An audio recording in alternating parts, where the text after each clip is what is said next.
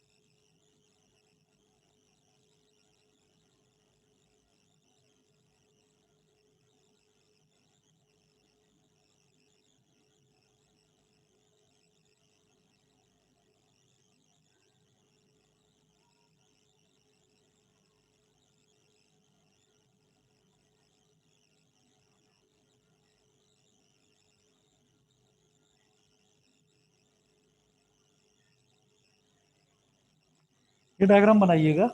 और फिर इसमें आप सबसे ऊपर वाला जो पोर्शन है, यहाँ पर आप लिखेंगे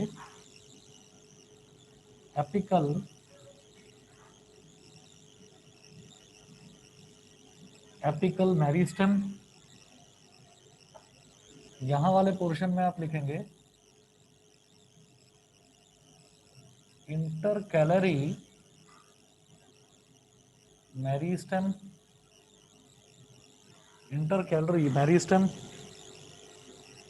और जो नीचे वाला पोर्शन है, यहाँ वाला, इस पर आप लिखेंगे lateral meristem.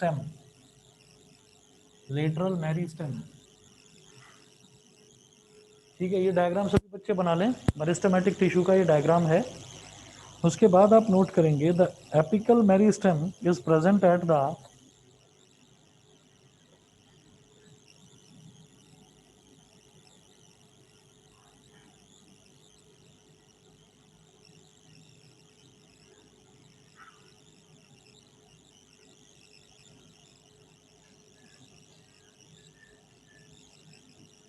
apical meristem is present at the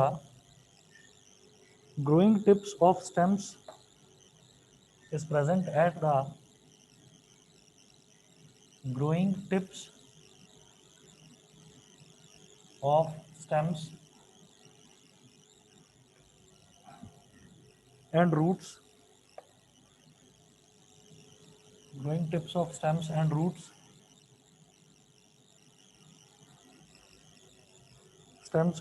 and increases the length of the stem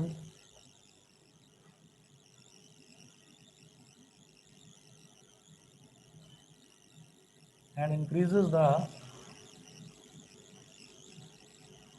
length of the stem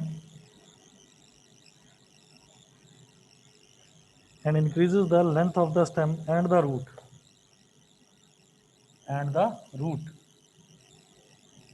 मेरी आवाज आ रही है सभी बच्चों को क्लियर?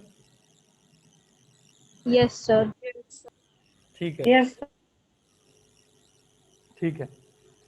उसके बाद नोट करेंगे the girth of the stem और root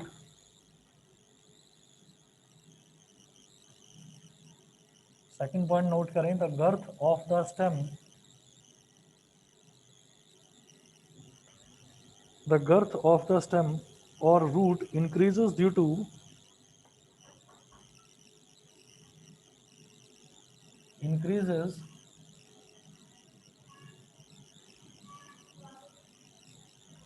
increases due to lateral meristem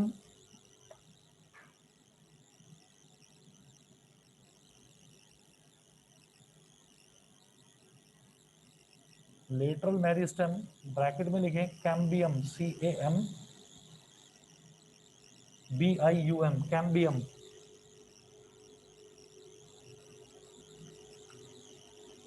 फिर थर्ड है inter calorie meristem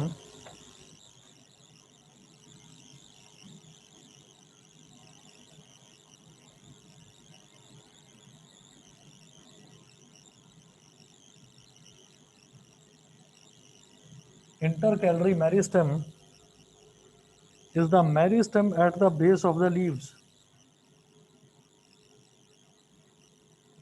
Intercalary meristem is the meristem, हाँ जी, अच्छा लेटरल मेरिस्टम के बाद बेटा मैंने लिखा कैम्बियम CAMBIUM कैम्बियम, ठीक है, ठीक है, समझ गए? Yes sir. ओके, अब देखिएगा intercalary meristem is the meristem at the base of the leaves, is the meristem at the base of the is the meristem at the base of the leaves or internodes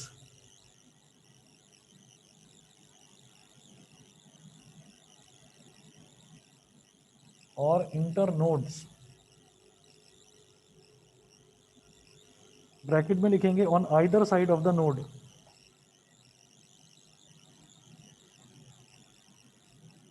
on either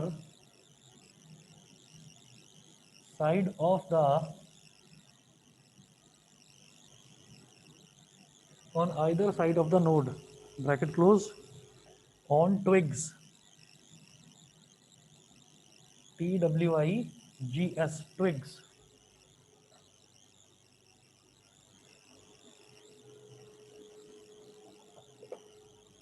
इतना note करिए, 1 minute में आ रहा हूं मैं।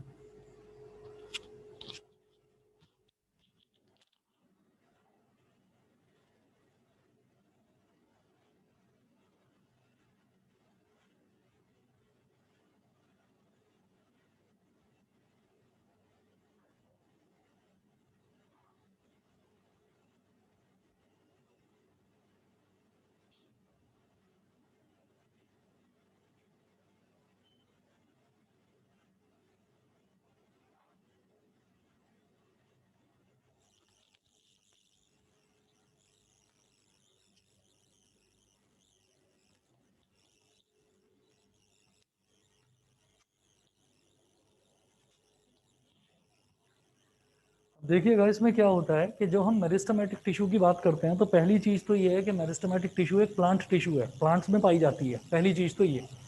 उसके बाद meristematic tissue जो है वो 3 पार्ट्स में डिवाइडेड होती है, एक होता है एपिकल मेरिस्टेम, एक होता है लेटरल मेरिस्टेम और एक होता है इंटरकैलरी मेरिस्टेम। अब एपिकल मेरिस्टेम क्या है कि बिल्कुल जो ऊपर टिप पर जो मेरिस्टेम होता है उसको बोलते हैं एपिकल मेरिस्टेम। उससे थोड़ा नीचे जो होता है वो इंटरकैलरी मेरिस्टेम। तो वो इंटर कैलरी मेरिस्टेम होता कहाँ पर है? इंटर कैलरी मेरिस्टेम वहां पर होता है जहां पर जैसे ये साइड में जो नोड्स निकल रही है ना, तो यहीं से पत्तियां निकलेंगी, लीव्स यहीं से निकलेंगी, तो लीव्स के बेस पर होता है इंटर कैलरी मेरिस्टेम। और लेटरल मेरिस्टेम होता है गर्थ के नजदीक। गर्थ का मतलब क्या है कि जो अर्थ के नजदीक पोर्शन होता है ना, उसको गर्थ बोल देते हैं। ठीक है, वो क्या है, ये वो जो इसको मजबूती देता है, जो रूट्स के नजदीक होता है उसको गर्थ बोल देते हैं। तो वहां पर जो हमारा टिश्यू प्रेजेंट होगा उसको हम बोल देंगे लेटरल मेरिस्टेम। ठीक है, ये बिल्कुल बेस की तरफ है। आप ये समझिए कि ये जो मैंने दिखाया है, ये समझ लीजिए कि ट्री का एक स्टेम है, और उस स्टेम में कहाँ कहाँ पर ये तीनों पार्ट्स टिश्यू के प्रेजेंट हैं, एपिकल मेरिस्टेम, लेटरल मेरिस्टेम और इंटरकैलरी मेरिस्टेम। तो apical meristem is present at the growing tips of stems and roots and increases the length of the stem and the root. तो जो बिल्कुल growing stem होगा, जैसे मान लीजिए जो स्टेम है, स्टेम का बिल्कुल लास्ट वाला जो टिप है, वहां पर एपिकल मेरिस्टेम मिलेगा मेरे को। ठीक, तो हम ग्रोइंग टिप क्यों बोल रहे हैं इसको, क्योंकि जो यहाँ है मतलब इसी पोर्शन की तो लेंथ धीरे धीरे धीरे धीरे बढ़ती जाएगी। ऐसे ही अगर जमीन के अंदर बात करें तो जो रूट होगा, रूट के टिप पर मतलब बिल्कुल आखिरी कोने पर जो मौजूद होता है उसको हम बोल देते हैं एपिकल मेरिस्टेम। ठीक है, उसके बाद the girth of the stem increases due to lateral meristem, cambium बोलते हैं।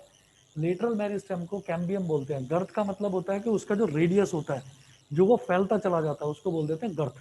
ठीक है, तो उसको हम बोलते हैं, वो लेटरल मेरिस्टेम की वजह से होता है। नहीं, अंडरग्राउंड नहीं, जमीन के ऊपर ही होता है, जमीन के ऊपर ही है, जो मतलब बिल्कुल जो आप देखेंगे ना, जो स्टेम होता है, स्टेम का बिल्कुल वो वाला हिस्सा जो जमीन पर दिखाई देता है आपको अटैच्ड, वो। और फिर हम बोलते हैं intercalary meristem is the meristem at the base of the leaves और internodes on either side of the node on twigs. मतलब जो या तो इस तरफ हो चाहे इस तरफ हो, लेकिन होगा कहाँ पर, जहां से लीव्स निकलेंगी उसके बिल्कुल बेस पर, वहां पर जो मेरिस्टेमेटिक टिश्यू होगा that is called intercalary meristem. बताइए बेटा, ऑनलाइन वालों को सबको क्लियर है? Yes sir. Yes, sir. Avni, Yes, Janvi, sir. Akshay, Sir, Simran, please explain it again. Yes, sir. कौन सा वाला बताऊं, बताइए। चलिए, आवाज नहीं आ रही है शायद, मैं दोबारा बता देता हूँ, तीनों समझिएगा। मेरिस्टेमेटिक टिश्यू एक प्लांट टिश्यू होती है, और मेरिस्टेमेटिक टिश्यू तीन पार्ट्स में डिवाइडेड होती है। एपिकल मेरिस्टेम मतलब जो बिल्कुल growing tip of the stem, जो स्टेम है, स्टेम का जो ग्रोइंग टिप है मतलब आखिरी जो कॉर्नर है, वहां पर जो टिश्यू प्रेजेंट होगी उसको हम बोलेंगे एपिकल मेरिस्टेम। इसी तरीके से ये तो मैंने स्टेम दिखाया है, प्लांट का, किसी भी प्लांट का स्टेम दिखाया है। अगर मान लीजिए हम उसके रूट्स की बात करने लगे, तो रूट्स कहाँ पर होंगी, रूट्स होंगी जमीन के अंदर। तो जो रूट्स होंगी, रूट्स का भी जो आखिरी कोना होगा, वहां पर जो टिश्यू होगी वो एपिकल मेरिस्टेम कहलाएगी। ये क्लियर है यहाँ तक? एपिकल मेरिस्टेम क्लियर है? Yes, sir. ठीक है, अच्छा, इसके बाद मैं बात करता हूँ इसकी लेटरल मेरिस्टेम की। लेटरल मेरिस्टेम कहाँ पर होगा, बिल्कुल जहाँ पर जो स्टेम है ना, स्टेम का जो बिल्कुल लोअर पोर्शन है, जो जमीन से जुड़ा हुआ है, जमीन से जो अटैच्ड है, वहां पर जो टिश्यू होगी उसको हम बोलेंगे लेटरल मेरिस्टेम। और यही वो टिश्यू है जिससे किसी भी ट्री का गर्थ बढ़ता है। गर्थ मतलब उसका रेडियस बढ़ता है, उसकी चौड़ाई बढ़ती है। ठीक, उसके बाद अगला आता है इंटरकैलरी मेरिस्टेम। तो जैसे ये साइड में आप देखेंगे ना, ये छोटी छोटी ट्विग्स निकल रही हैं। ट्विग्स मतलब छोटी छोटी जो जो बहुत बारीक वाली जो ब्रांचेस होती हैं, जिसमें पत्तियां निकलती हैं, लीव्स निकलती हैं, तो वहां पर जो टिश्यू मौजूद होगी उसको बोलेंगे इंटरकैलरी मेरिस्टेम। क्लियर?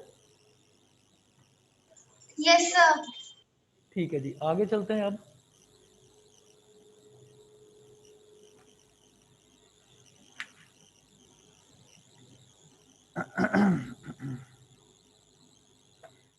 फिर मेरिस्टेमेटिक टिश्यू के बारे में ही आपको दो पॉइंट्स और लिखना है।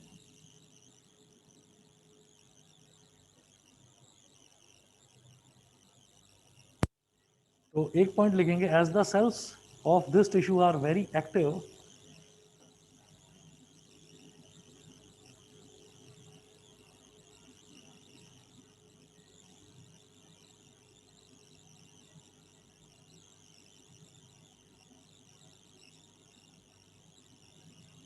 as the cells of this tissue are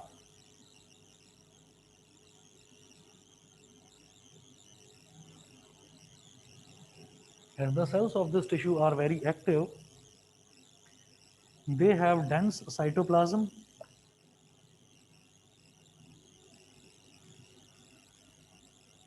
they have dense cytoplasm,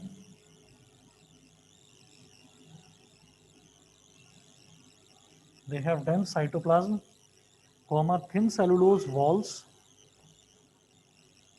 comma thin cellulose walls and prominent nuclei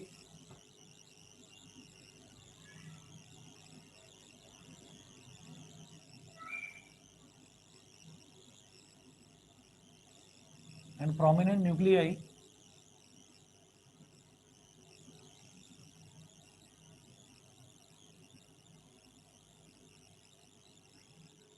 they lack vacuoles as the cells of this tissue are very active। क्योंकि आप देख रहे हैं कि जो गर्थ है, गर्थ को चौड़ा करने के काम कौन आता है? लेटरल मेरिस्टम, यानी कि ये भी लगातार एक्टिव होता रहता है, हमेशा एक्टिव रहता है, क्योंकि ग्रोथ के लिए रिस्पॉन्सिबल है ये tissue.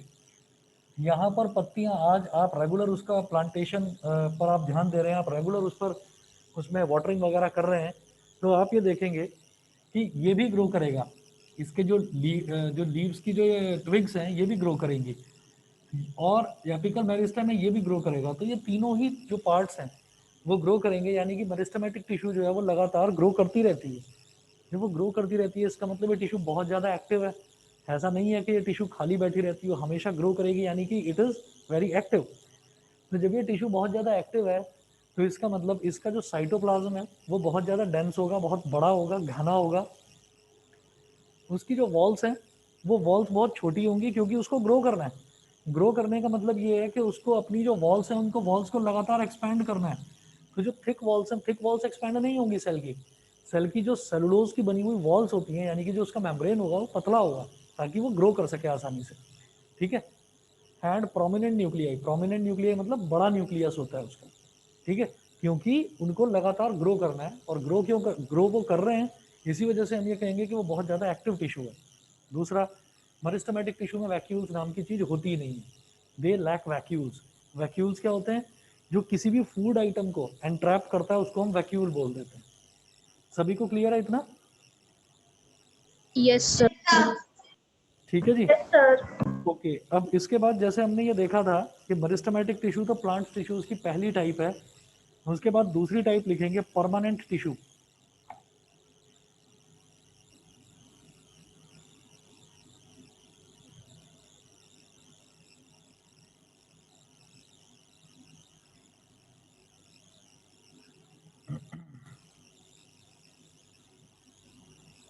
Permanent tissue, permanent tissue में आप लिखेंगे the cells formed by the meristematic tissue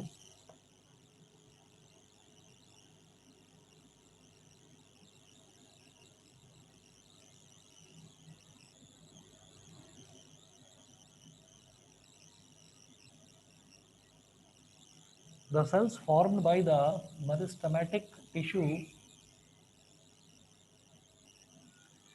the cells formed by the meristematic tissue take up a specific role take up a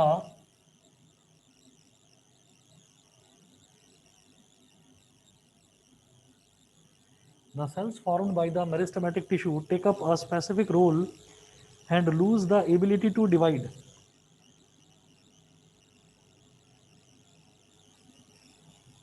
and lose the ability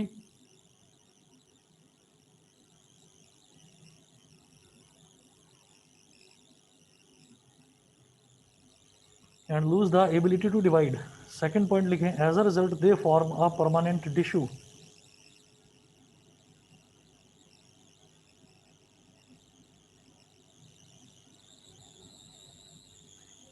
As a result, they form a permanent. As a result, they form a permanent tissue. As a result, they form a permanent tissue. Full stop. This process of taking up a permanent shape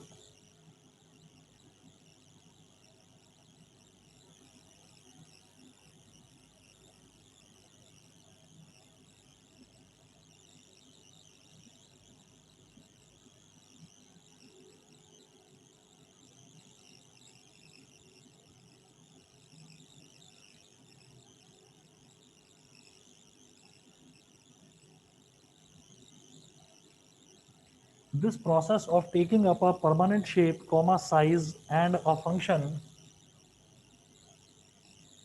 comma, size and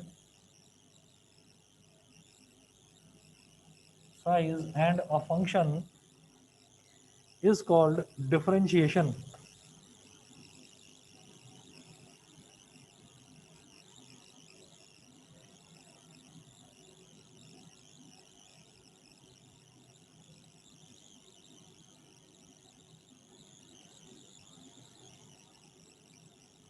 Is called differentiation. फिर लिखेंगे, हाँ जी,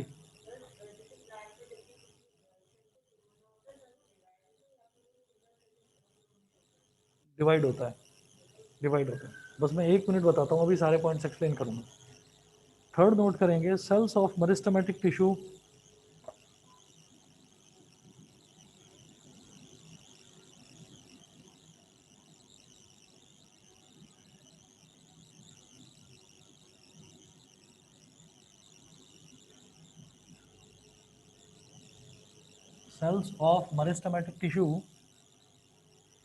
differentiate to form cells of meristematic tissue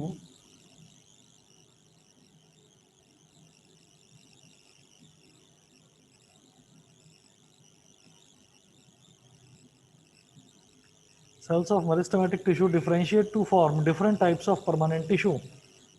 Differentiate to form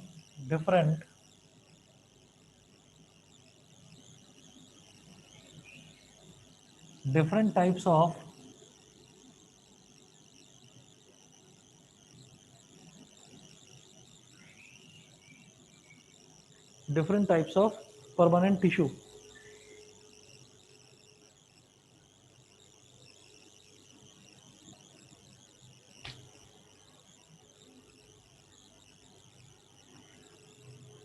अब देखिएगा क्या होता है कि जैसे मान लीजिए हम यहाँ पर परमानेंट टिश्यू की बात कर रहे हैं।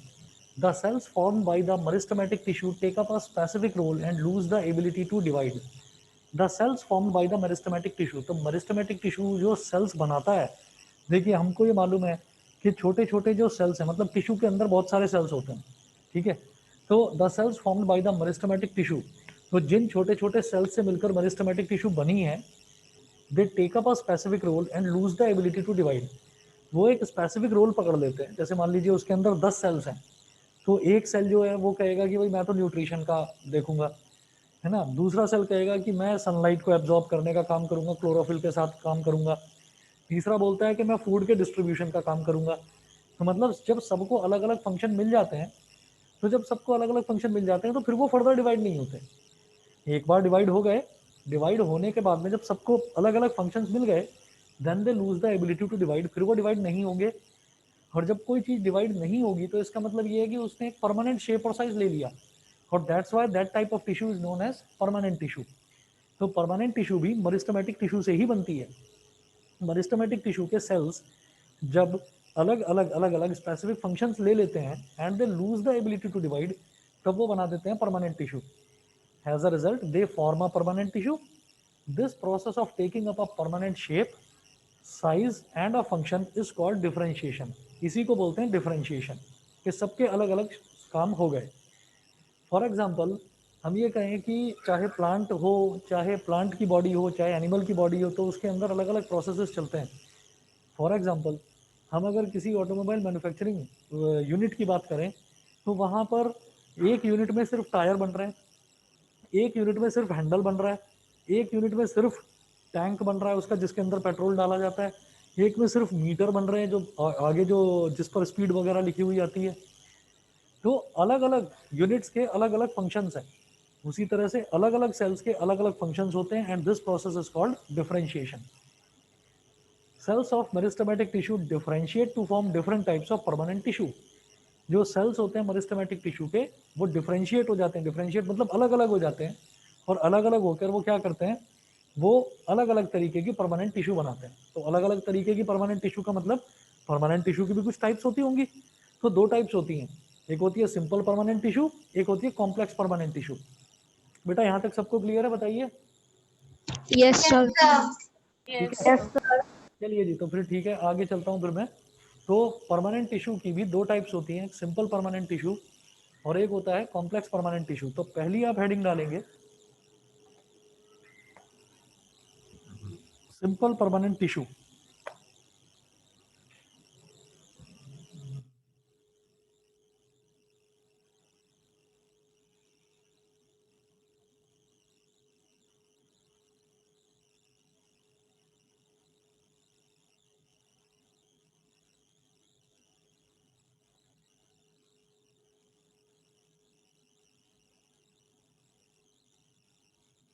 Simple permanent tissue. अब इसमें अलग अलग पॉइंट्स लिखेंगे। तो पहला पॉइंट लिखेंगे a few layers of cells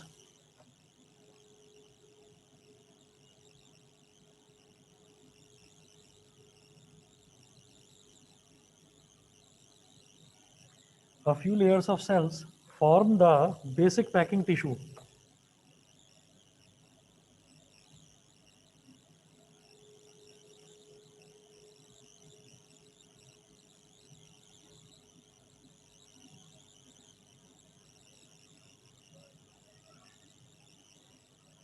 A few layers of cells form the basic packing tissue.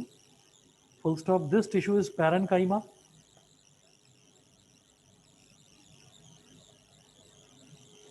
This tissue is parenchyma, comma, a type of permanent tissue, comma, a type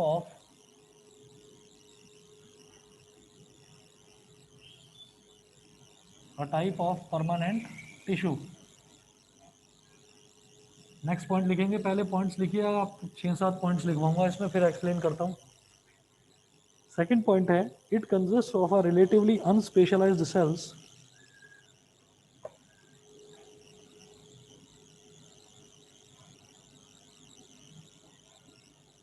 it consists of relatively unspecialized cells. It consists of relatively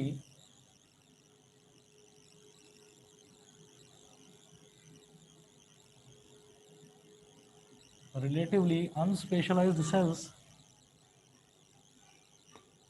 with thin cell walls.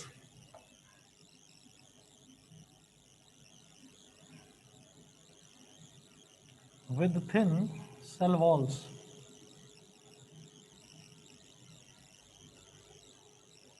With thin cell walls.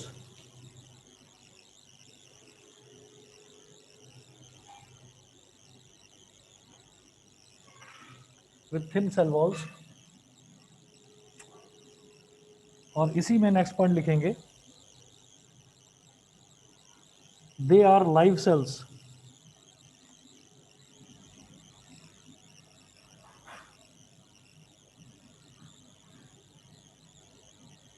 They are live cells. अगला point they are usually loosely packed.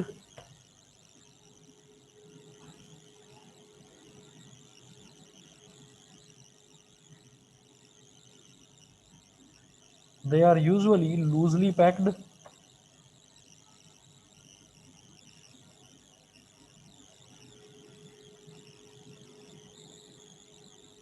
They are usually loosely packed, comma, so that large spaces between cells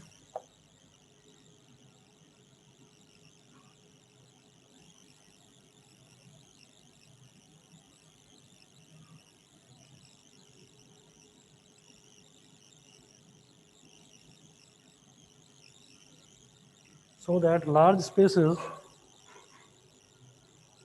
between cells bracket में लिखेंगे intracellular spaces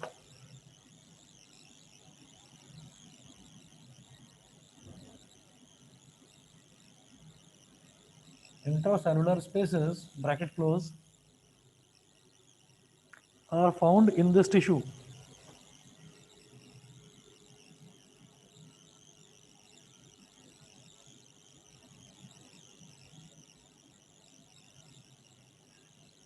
are found in this tissue. Next point.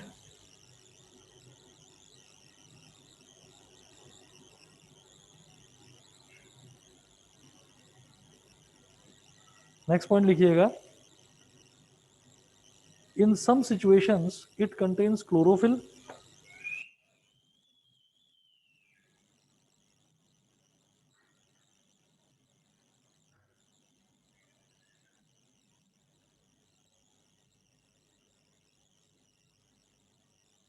In some situations, it contains chlorophyll.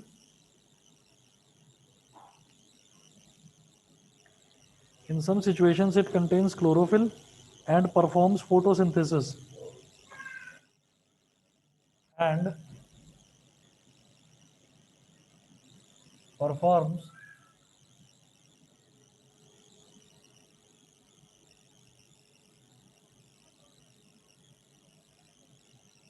in some situations it contains chlorophyll and performs photosynthesis, and then it is called chlorenchyma. And then it is called CHLORENCHYMA, chlorenchyma. Chlorenchyma.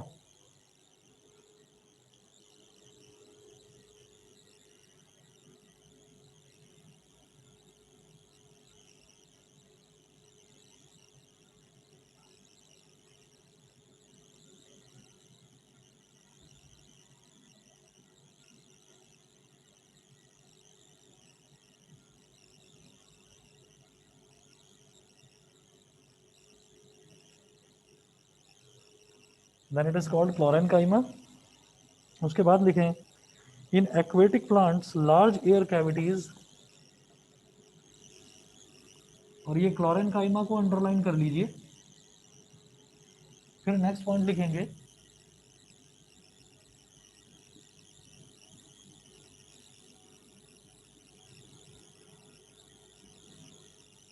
In aquatic plants. Aquatic plants वो होते हैं जो पानी के अंदर पैदा होते हैं, पानी के अंदर जो ग्रो करते हैं. In aquatic plants comma large air cavities are present in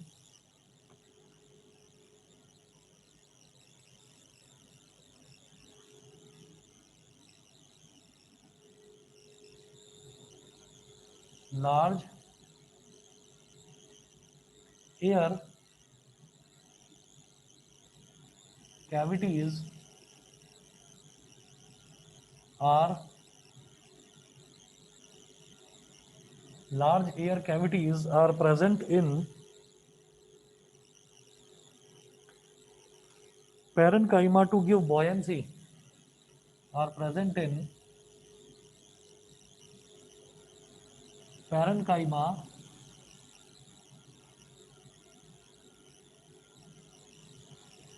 to give buoyancy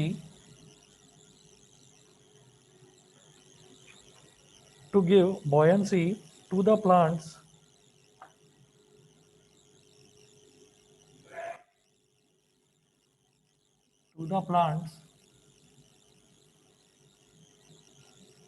to help them float,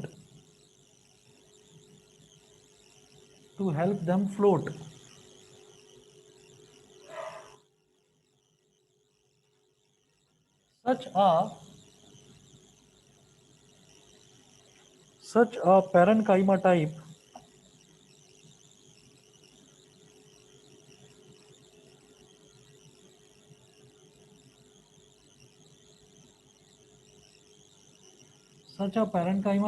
is called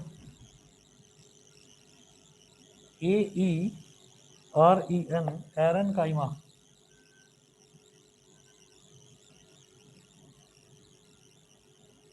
Aerencyma.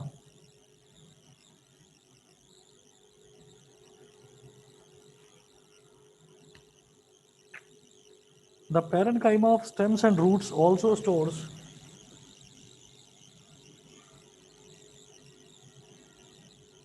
the parenchyma of stems and roots. The parenchyma of stems and roots also stores nutrients and water. Also stores nutrients and water.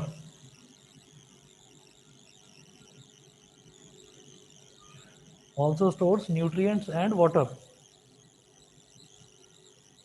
उसके बाद next point,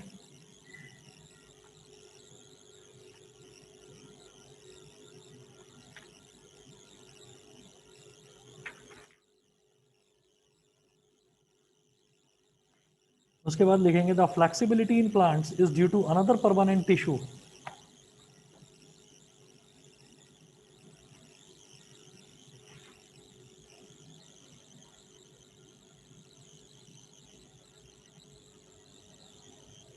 The flexibility in plants is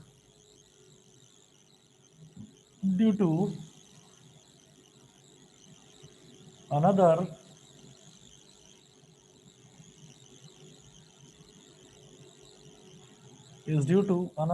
permanent tissue. The flexibility in plants is due to another permanent tissue, comma, इसको बोलते हैं COLLENCHYMA, collenchyma. अगर इतने points note कर लिए हो तो जरा मैं इनको एक्सप्लेन करता हूं, ध्यान से समझिएगा.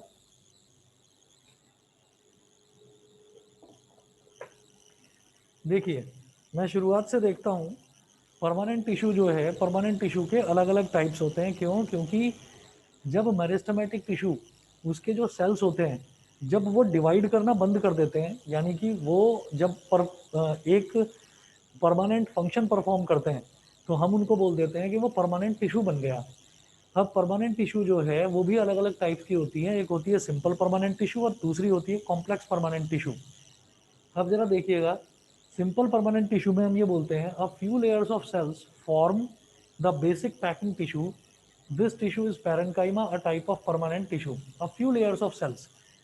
अगर मान लीजिए हमने सेल्स की एक लेयर, दूसरी लेयर, तीसरी लेयर, चौथी लेयर, 4-5 लेयर्स की अगर हमने बात करी, a few layers of cell, वो बेसिक पैकिंग टिश्यू बना देती है. कि वो basic packing tissue, packing tissue का मतलब क्या है कि वहां पर मसल सब एक जगह पैक रहेंगी सारी की सारी. तो जहां पर कुछ लेयर्स सेल की एक के ऊपर एक लेयर अप कर जाता है, तो वो बेसिक पैकिंग टिश्यू कहलाती है. उस बेसिक पैकिंग टिश्यू को हम बोल देते हैं पैरेन्काइमा. PARENCHYMA, parenchyma.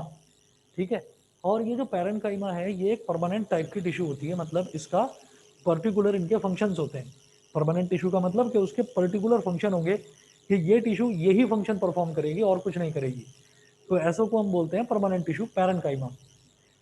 फिर अब इस पैरेन्काइमा में क्या क्या होता है, हम कहेंगे it consist of a relatively unspecialised cells with thin cell walls, they are live cells. इनके अंदर कुछ अनस्पेशलाइज्ड सेल्स होते हैं, कोई स्पेशल टाइप के नहीं, नॉर्मल अनस्पेशलाइज्ड सेल्स होते हैं. और उनकी जो सेल वॉल है वो बड़ी पतली होती है, बहुत थिन होती है. और वो जिंदा सेल्स होते हैं, मतलब मरे हुए, डेड नहीं होते, जिंदा होते हैं.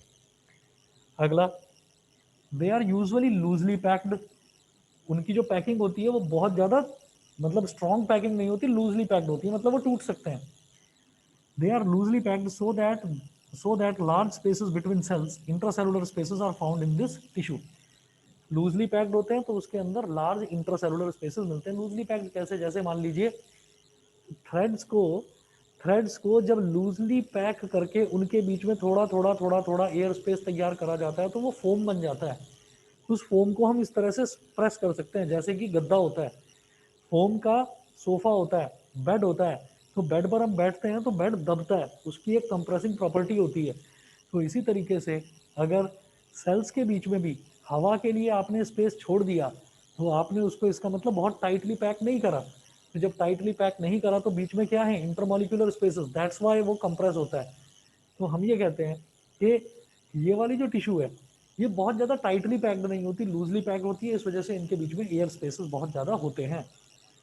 उसके बाद हम ये कहेंगे in some situations it contains chlorophyll and performs photosynthesis and then it is called chlorenchyma. ये जो पैरेनकाइमा है ना, पैरेनकाइमा क्या है दोबारा समझिए, जब सेल एक के ऊपर एक, एक के ऊपर एक पैकिंग कर दी जाती है, मान लीजिए 4-5 लेयर्स हमने पैक कर दी, तो वो जो 4-5 लेयर्स बनती हैं उसको हम पैरेनकाइमा बोल देते हैं। सेल्स की जो 4-5 लेयर्स बनती है, पैरेनकाइमा कभी कभी क्या करता है कि कभी कभी वो कुछ पर्टिकुलर फंक्शंस परफॉर्म करता है, जैसे कि वो क्लोरोफिल लेकर और फोटोसिंथेसिस का फंक्शन भी परफॉर्म करने लगता है।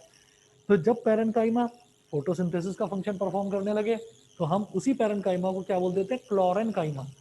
क्लोर इज फॉर क्लोरोफिल, क्लोरोफिल की हेल्प से ही फोटोसिंथेसिस होता है, तो तब उसको हम क्लोरेनकाइमा बोल देते हैं। जैसे अगर मान लीजिए मैं आपको पढ़ा रहा हूँ तो मैं एक टीचर हूँ, अगर मान लीजिए यहीं में बैठकर पढ़ने लगूँ तो फिर मैं एक स्टूडेंट हो गया, तो यानी कि मैं ही एक अलग फंक्शन परफॉर्म कर रहा हूँ। अगर मैं ही ग्राउंड में खेलने चले जाऊँ तो मैं एक प्लेयर हो गया। तो यही चीज़ है कि पैरेनकाइमा अगर क्लोरोफिल की हेल्प से फोटोसिंथेसिस करने लगे तो उसी पैरेनकाइमा को क्लोरेनकाइमा बोल देते हैं। समझ गए? सभी को क्लियर है बेटा? ऑनलाइन वाले भी बता दीजिए। Yes, sir. Yes, sir. ठीक है, ओके। उसके बाद हम ये बोलते हैं कि इन एक्वेटिक प्लांट्स कौन से होते हैं, जो जमीन सॉरी पानी के अंदर जो प्लांट्स कुछ ऐसे होते हैं जो पानी के अंदर ही पैदा होते हैं, वहीं ग्रो करते हैं। जैसे कि आप लोगों ने सिंघाड़ा खाया है कभी? सिंघाड़ा, सिंघाड़ा सुना है? ब्लैक कलर का होता है, सर्दियों में आता है ना? उसको ब्लैक उसका छिलका खोलते हैं और उसको खाते हैं, बड़ा टेस्टी होता है। तो वो जो है वो पानी में ही पैदा होता है। तो वो एक ऐसा फ्रूट है, सिंघाड़े का जो पौधा है वो लेक, जो झील होती है ना, वो लेक में ही उसकी जो जड़ें हैं वो फैलती हैं और वहीं वो पैदा होता है। तो इस तरह के एक्वेटिक प्लांट्स का ये एग्जांपल दे रहा हूँ मैं आपको। तो in aquatic plants large air cavities are present in parenchyma to give buoyancy to the plants to help them float. तो बॉयंसी टू द प्लांट्स का मतलब क्या है कि बॉयंसी क्या होती है, एक अपवर्ड फोर्स को मैं बॉयंसी बोलता हूँ। जैसे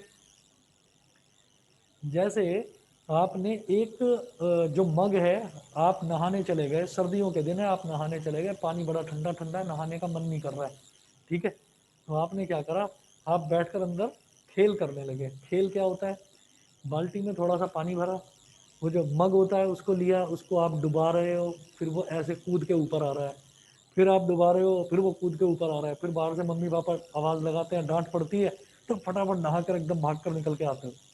तो ये जो है ये हर बच्चे ने अपने अपने बचपन में किया है, हमने भी करा है कि मग होता है, उस मग को पानी के अंदर आप डुबाने की कोशिश करते हो, लेकिन वो एकदम से कूद कर ऊपर आ जाता है। क्यों?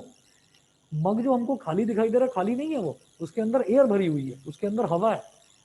क्योंकि एयर के जो पार्टिकल्स हैं वो लूजली पैक्ड हैं, तो मैं उसके अंदर हाथ घुमा सकता हूँ। दैट्स वाई आप मग के अंदर अपना हाथ डाल सकते हैं, ठीक है?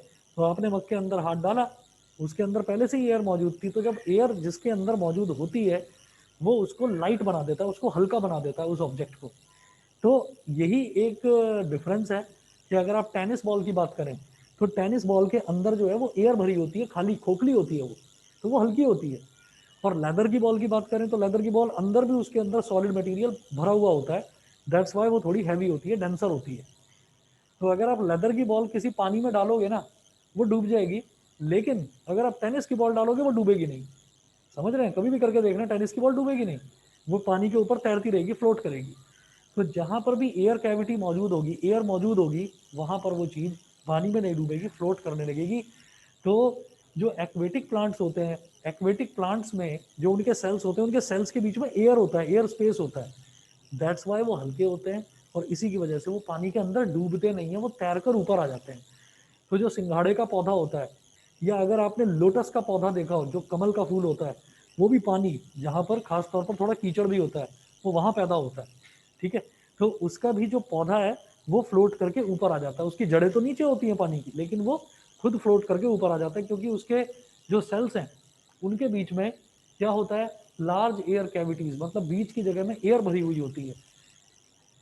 जहाँ एयर भरी हुई है तो उस केस में पैरेनकाइमा इज कॉल्ड एरनकाइमा, क्योंकि उसके बीच में एयर भरी हुई है। जब पैरेनकाइमा क्लोरोफिल की हेल्प से फोटोसिंथेसिस करेगा तो उसको कहते हैं क्लोरेनकाइमा। जब पैरेनकाइमा एक्वेटिक प्लांट्स के केस में उसके सेल्स के बीच में हवा भरी हुई है, यानी कि एयर भरी हुई है, तब उसको कहते हैं एरनकाइमा। समझ गए? तो पैरेनकाइमा अपने अलग अलग फंक्शंस की वजह से दो और नामों से जाना जाता है। जब भी वो फोटोसिंथेसिस करेगा then parenchyma is called chlorenchyma. जब भी वो एक्वेटिक प्लांट्स के बीच के सेल्स की बात होगी तब हम पैरेन्काइमा को बोलेंगे एरेन्काइमा। ठीक है, उसके बाद देखते हैं the parenchyma of stems and roots also stores nutrients and water. ठीक है, जो पैरेन्काइमा स्टेम्स में यानी कि जो पेड़ का तना होता है, मोटा जो तना होता है उसमें, और जो रूट्स हैं जो उसमें होता है, तो वो वहां पर पैरेन्काइमा का क्या काम होता है, वहां वो अलग काम करता है। क्या करता है, जड़ों से ही तो पानी इकट्ठा करा जाता है। आप पेड़ के ऊपर पानी थोड़ी फेंकते हो, ऐसे आप पेड़ की जड़ में पानी डालते हो, ताकि जड़ की ये प्रॉपर्टी होती है कि उसके अंदर बहुत सारी जो है हेयर लाइक स्ट्रक्चर्स निकले रहते हैं, तो वो हेयर लाइक स्ट्रक्चर्स वाटर को एब्जॉर्ब कर लेते हैं और थोड़ा थोड़ा थोड़ा थोड़ा पूरे प्लांट में पानी को डिस्ट्रीब्यूट करते हैं। तो जो रूट में और स्टेम में जो पैरेन्काइमा मौजूद होता है वो क्या करता है, वो न्यूट्रिएंट्स को और वाटर को कलेक्ट करता है। दैट्स वाई उसको क्या कहते हैं, कॉलेनकाइमा। कॉलेनकाइमा मतलब कलेक्शन कर रहा है। ठीक है, COLLE मतलब जैसा कलेक्शन में आता है वैसा ही कॉलेनकाइमा। ठीक है, the flexibility in plants is due to another permanent tissue. तो फ्लेक्सिबिलिटी भी प्लांट्स में उसी की वजह से होती है, कॉलेनकाइमा की वजह से। कॉलेनकाइमा भी पैरेन्काइमा का ही एक टाइप है। आप कहेंगे कि ये तो न्यूट्रिएंट स्टोर करता है तो इसको फ्लेक्सिबल कैसे कह सकते हैं। हमेशा याद रखिएगा, जो भी एब्जॉर्बेंट मटेरियल होता है ना, वो फ्लेक्सिबल होता ही होता है। एब्जॉर्ब कब करेगा, जब उसके बीच में एयर कैविटी होगी। जैसे आप क्या करें, आप एक ना जो एक पॉलीथीन की शीट ले लीजिए, आप पॉलीथीन की एक शीट ले लीजिए, प्लास्टिक की शीट ले लीजिए, और आप क्या करो, आप उसके ऊपर खूब सारा पानी डाल दो। पानी डालने के बाद में आप उसको उठाओ और आप उसको ऐसे लटका दो। ज़्यादा से ज़्यादा 5 सेकंड 10 सेकंड या 8 मतलब ऐसे 10-12 सेकंड लगेंगे, वो सारा पानी निकल जाएगा। पानी उसमें रुका नहीं रह सकता।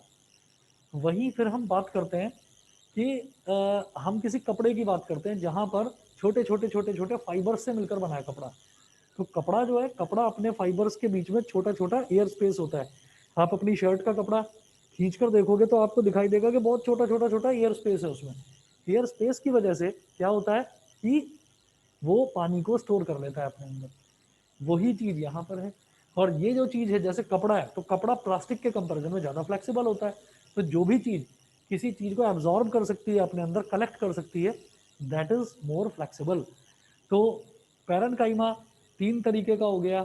एक हो गया हमारा chlorenchyma when it performs the function of photosynthesis. It is also called aerenchyma when we talk about aquatic plants. ठीक है, और फिर ये जो है पैरेन्काइमा जो स्टोर करता है न्यूट्रिएंट्स और वाटर अपने अंदर, उसी को हम बोल देते हैं collenchyma, because it performs a collection function. ठीक है जी, तो इतना करिए, आगे कल करवाता हूँ कंटिन्यू। ठीक है, Good evening, sir. Good evening. Good evening, sir. Good evening.